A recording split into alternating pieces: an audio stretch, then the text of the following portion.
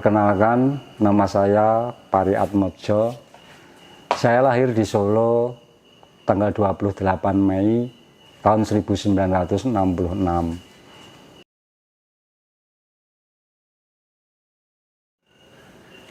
Saya mengalami kehilangan penglihatan pada tanggal 1 Mei 2009. Penyebab dari apa yang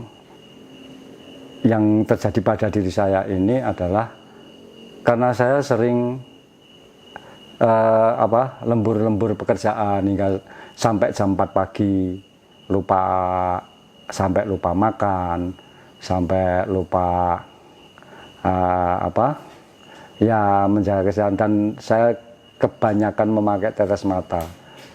Setiap hari saya tidur jam 4 pagi, terus bangun jam 8 pagi, terus ke pekerjaan, ke proyek.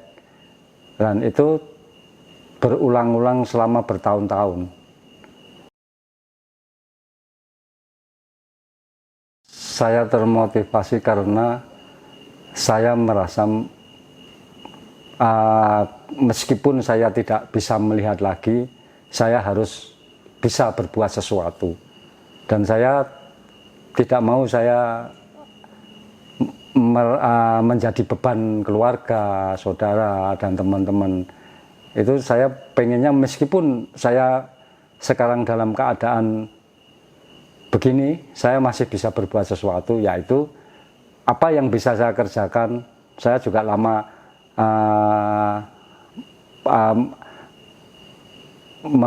mencari-cari apa ya ini yang bisa, ternyata saya menjadi pilihan saya, oh saya bisa melukis lagi meskipun saya tidak melihat.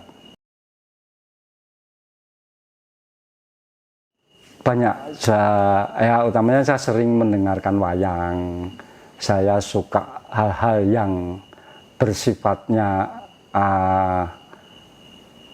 kata-kata bijak untuk istilahnya memotivasi diri saya.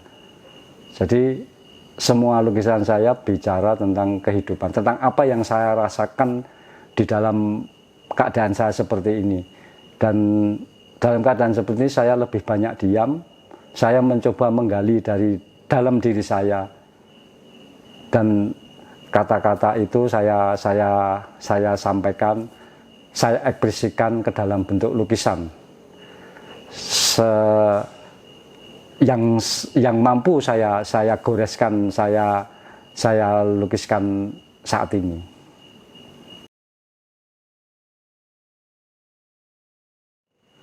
Kalau sebelum mengalami kebutuhan ya sudah banyak, malah sudah nggak lupa ngitungnya.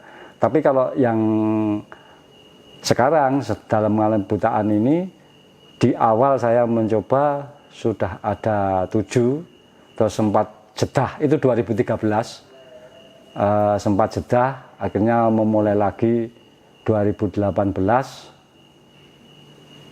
Dari 2018 itu saya sudah menghasilkan karya kurang lebih 50 karya.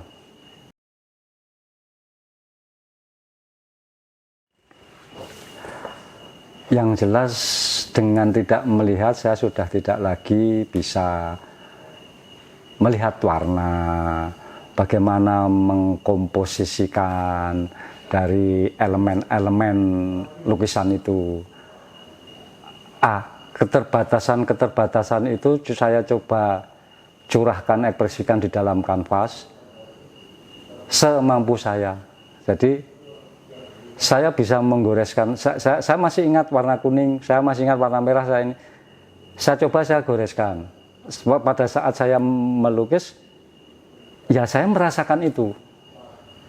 Tetapi setelah selesai, saya kan hanya mampu mengingat-ingat, dan banyak yang lupa.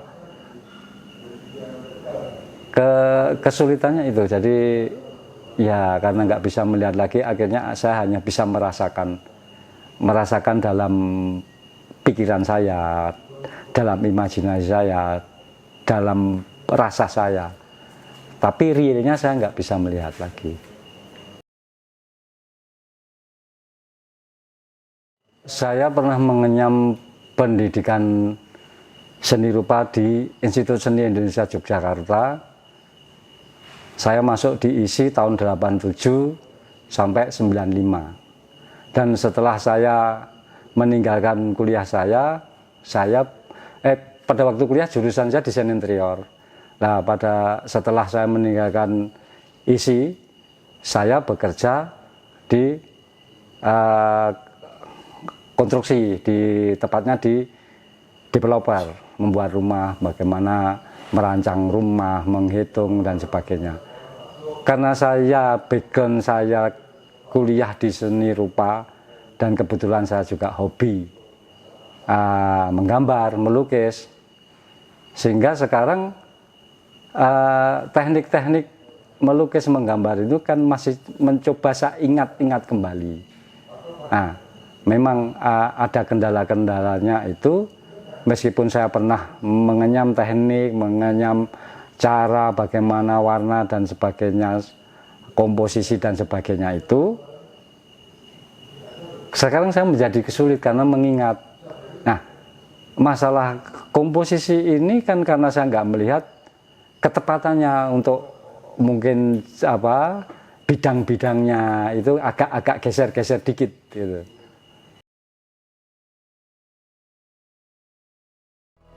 Untuk semuanya, siapapun, terutama teman-teman difabel, jangan patah semangat. Kita masih bisa mengerjakan sesuatu dalam keadaan apapun. Cobalah, jangan berhenti mencoba. Jangan pernah merasa gagal dan berputus asa. Selalu ada yang bisa kita kerjakan. Misalnya seperti yang saya alami ini dengan kebutaan ini, saya tidak mau menyerah. Saya harus berbuat sesuatu. Dari alternatif apa yang akan berbuat, dan saya memutuskan untuk memilih mencoba melukis lagi dalam keadaan buta. Mari, jangan patah semangat. Ingat teman-teman semua, gagal itu berhenti, putus asa itu tidak berbuat apa-apa. Maka bergeraklah dan berbuat sesuatu agar kita tidak akan pernah merasa gagal dan berputus asa lagi. Yang menarik dari Pariatmodjo, pertama, dia tunanetra yang melukis. Menurut saya ini dia yang pertama yang saya tahu di Indonesia, dan karya-karyanya menunjukkan ekspresi yang sangat dalam tentang pengalamannya.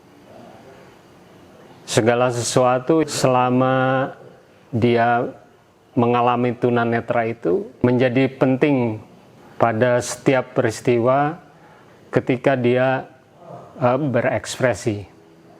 Selain itu, dia menemukan teknik dan cara di dalam berekspresinya, karena dia sendiri berlatar belakang seni rupa, sehingga dia tentu paham betul dengan komposisi warna, kedalaman, dan ya tentunya tentang teknik dia mengalami secara akademis kayak gitu. Selain menemukan teknik di dalam berkarya, dia juga menentukan ada simbol, ada ya karakter tersendiri menurut saya, dan ini menjadi surprise gitu ya.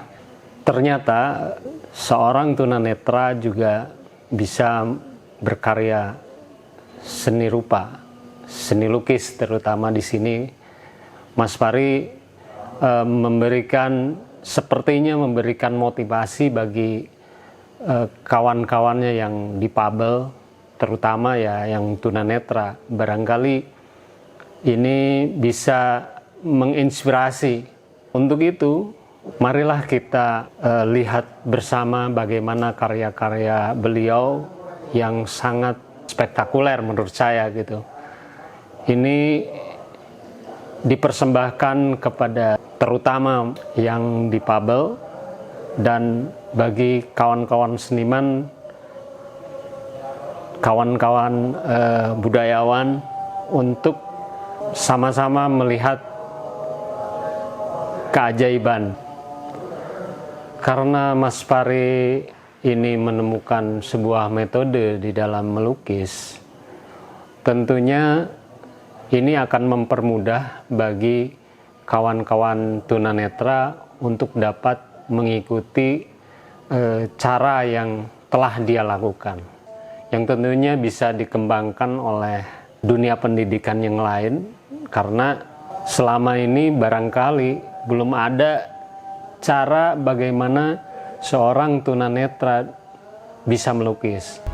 Nah, harapan saya bisa dikembangkan di dunia pendidikan.